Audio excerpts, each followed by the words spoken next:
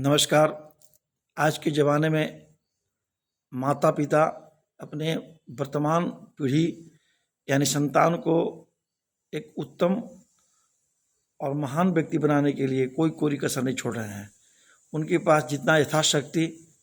आर्थिक स्थिति हो या उसके लिए कर्ज महाजन भी खोजना पड़े या उन्हें किसी से सहयोग लेना पड़े, लेकिन हर माँ बाप का एक सपना रहा है आज के वर्तमान परिवेश में कि अपने वर्तमान पीढ़ी जो उनके औलाद हैं, नेक्स्ट जनरेशन है, उनको लालन पालन में कोई कोरी कसर हम न छोड़ें, कोई कमी न होने दें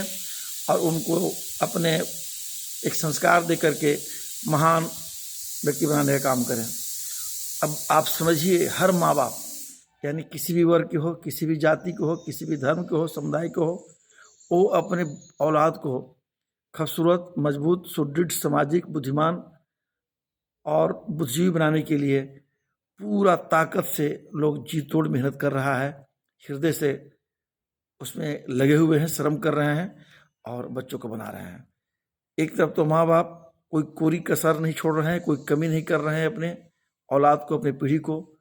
आगे करने के लिए, मजबूत बनाने के लिए, शिक्षित बनाने के लिए, सामाजिक बनाने के लिए या कहिए कि इंसान बनाने के लिए।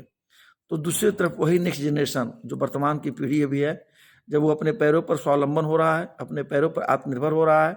या माता पिता के आशीर्वाद और कृपा सहयोग से वह किसी मंजिल या मुकाम को हासिल कर ले रहा है, तो वह पीढ़ी फिर पीछे घूमकर अपने माँ बाप के प्रति नहीं देख रहा है, अपने माँ बाप के प्रति नहीं सोच रहा है, क्योंकि माँ बाप अपने जीवन काल में उन्हें उत्तम से उत्तम व्यवस्था देकर एक नई परिवेश देने का काम कर रहे हैं, एक नई संस्कृति देने का काम कर रहे हैं, एक नई माहौल देने का काम कर रहे हैं, जिसका परिणाम यह हो रहा है कि उनके बाल बच्चे आगे चल करके माता पिता के जो परिवेश था, माता पिता की जो वर्तमान की कल्चर, संस्कृति, रहन सहन था, उससे काफ़ी ऊंचे लोग चले जा रहे हैं। वहाँ जाने के बाद उनका सब कुछ, जब वो अगला पीढ़ी आत्मनिर्भर हो जा रहे हैं, तो वहाँ जाने के बाद उनका सब कुछ बदल जा रहा है। नए हिसाब से उनकी जीवन जोड़ी मिल जा रही है, नए हिसाब से जहाँ पर वो रह रहे हैं उनका एक नया माहौल है। उस माहौल में, जिस माहौल में वर्तमान और नई पीढ़ी उसमें रह रहा है, माता पिता के सहयोग से वह मुकाम को, उस प्लेटफार्म को हासिल किया है, तो फिर उधर से लौट कर देखने में दूर दूर तक जो आपका पृष्ठभूमि रहा है माता पिता का, जिस माहौल से पैदा लेकर आप आगे बढ़े हैं, उसका कोई वास्ता नहीं रहा है, कोई उसका संबंध नहीं रहा है और इसका परिणाम इतना घातक और भयंकर होते जा रहा है कि अंत में उस जो नेक्स्ट पीढ़ियाँ जो माता पिता के सहयोग से अच्छे मुकाम को हासिल किए हैं, वो लौट कर अपने माता पिता को नहीं देख पा रहे हैं और फिर माता पिता उनके नज़र से, उनकी स्मृति से, उनकी मानसिकता से पीछे छूट जा रहे हैं, जिसका नतीजा ये हो रहा है कि अपने तो माता पिता के आशीर्वाद से खूब का सोन का जिंदगी बिता रहे हैं, लेकिन उनका माँ बाप किस हाल में ग्रामीण परिवेश में रह रहे हैं, उनको कोई पूछने वाला नहीं है। उनकी एक महीना कैसे बीत रही है या एक वर्ष के 12 महीना कैसे बीत रहा है, इसकी भी जिम्मेवारी वर्तमान के पुत्र पुत्रवधू को नहीं रहा है। इतना ज़्यादा लोग भूल जा रहे हैं। अब बताइए, हम सभी जो जनरेशन अपने माता पिता के सहयोग से पढ़ लिख करके आगे बढ़ रहे हैं और माता पिता कितनी पापड़ बेल करके उस सब बच्चों को आगे बढ़ाने का काम कर रहे हैं, उस जनरेशन से मैं कह देना चाहता हूँ कि आप ये बात को भूलेंगे नहीं। इसलिए मुझे आज यूट्यूब चैनल के माध्यम से आप लोग के बीच में कहना पड़ रहा है कि मैं अपने जिस परिवेश से मैं आता हूँ, जिस समाज से मैं आता हूँ, उस समाज के अन्य वर्ग के लोग भी मेरे पास अपनी फरियाद लेके आते हैं। कल की ही घटना है कि एक व्यक्ति 3 भाई था और 2 भाई जहाँ उनकी मातृभूमि थी, जन्मभूमि था, उसको छोड़कर बाहर चले गए। एक क्लास 1 का ऑफिसर बन गया, एक क्लास 1 का कॉन्ट्रैक्टर बन गया। सबसे जो गरीब भाई था उसके हिस्से में उसकी माँ मर गई, माँ पड़ गई और माँ जब हिस्से में पड़ी तो माँ की अवस्था, कल की घटना में बता रहा हूँ, 90+ यानी 90 साल से ऊपर को हो रही होगी और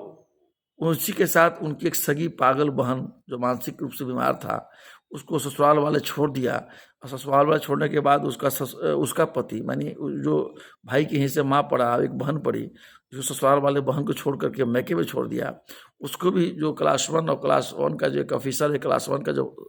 कॉन्ट्रैक्टर है, न माँ को देखा न बहन को देखा। वह भाई किसी तरह जो गरीब रहा, अपनी जन्मभूमि पर एक माँ को, विधवा माँ को, एक पागल बहन को पाल रहा है। आप समझिए कि जो पागल बहन है उसका भी एक भरा पूरा ससुराल था और उसका पति भी वहाँ जिंदा है, एकलौता पुत्र भी जिंदा है। इसी 8 तारीख को, इसी 8 फरवरी को बनारस में जो पागल उसकी बहन थी वो शादी कर चुका। और देखिए समाज कितना विकृत होते जा रहा है, कितना बिगड़ते जा रहा है। और उसका औलाद अपनी माँ यानी इसकी पागल बहन को नहीं पूछा, इसके मामा को नहीं पूछा, और जो इसके मामा क्लास 1 के एक ऑफिसर है, क्लास 1 का एक ठेकेदार है, उसको पूछा। और फिर वो दोनों लड़का अपने माँ, जो विधवा माँ है, उसको भी नहीं पूछ रहा है। अब ये बेचारा गरीब भाई अपने बहन को पाल रहा है, माँ को पाल रही है, किसी तरह मेहनत करके अपने बच्चों को भी, 2 उसके औलाद हैं, एक बेटी है, तीनों अच्छे पढ़ रहे हैं, अच्छे संस्थानों पढ़ रहे हैं, वो पढ़ा लिखा रहा है। अब स्थिति देखिए कि कहाँ पर हमारा समाज जा रहा है। तो मैं इस घटना को,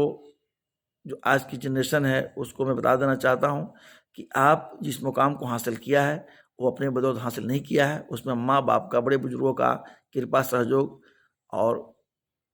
मेहनत लगा है। और उस मेहनत को आप भूले नहीं। मेहनत अगर कोई किसी पर करता है तो कर्ज के रूप में उसके यहाँ इकट्ठा हो जाता है। तो आपकी जिम्मेवारी बनती है, परम कर्तव्य बनता है, धर्म भी बनता है कि आपको जो सहयोग करके वहाँ तक पहुँचाया है उसको, ऋण को वसूल करें। और जब तक वो व्यक्ति जिंदा है उसको सेवा, शुश्रूषा और अंतिम क्षण तक उसको सहयोग करने का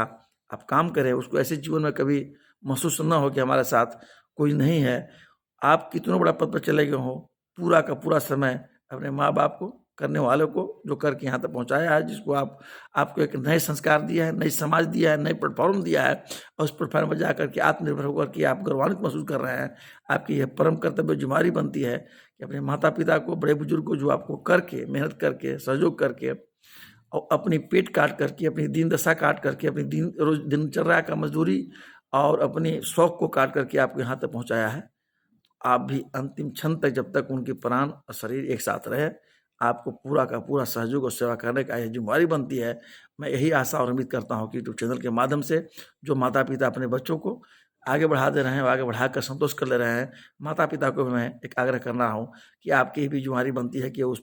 बेटा पुतों को बाहर में न छोड़ दें और उनसे हिसाब लेने के काम करें, अंतिम क्षण तक हिसाब लेने का काम करें। जब तक आप धरा पर हैं उससे हिसाब लीजिए और उससे करवाइए और आप भी कीजिए। इसी तरह का समन्वय जब तक समाज में बना रहेगा, यह समाज जो हमारा आपका है, सभी वर्गों को लेकर के, सभी जातियों को लेकर, सभी धर्मों को लेकर के, फिर कोई माता पिता, कोई किसी के घर में बगावत नहीं होगी, किसी घर में तनाव नहीं होगा। सब परिवार संयुक्त रूप से मिल करके एक संयुक्त परिवार का आनंद लेंगे, एकल परिवार का आनंद लेंगे, और वह समाज, वह दिन, वह घर स्वर्ग से बड़ा सुंदर होगा। इसी आशा उम्मीदों के साथ हम सभी नई पीढ़ियों को, जो अपने माता पिता के सहयोग से अच्छे प्लेटफॉर्म को हासिल किया है, आप अपने माता पिता की तरफ देखें, माता पिता को सेवा करें। और सही माता पिता को भी कि जो आप अपने सहयोग से बच्चों को काफ़ी आगे बढ़ा चुके हैं, उन्हें भी आप महीना में हिसाब किताब करते रहें, ताकि दोनों की समन्वय, दोनों का संबंध अच्छा से बनता रहे। इसी आशा उम्मीदों के साथ हमारा समाज सबल हो, मजबूत हो, सशक्त हो, इस समाज में किसी भी तरह का वैमनस्य, तनाव, टकराव न हो। बहुत बहुत आप सबों को आभार, धन्यवाद, शुक्रिया।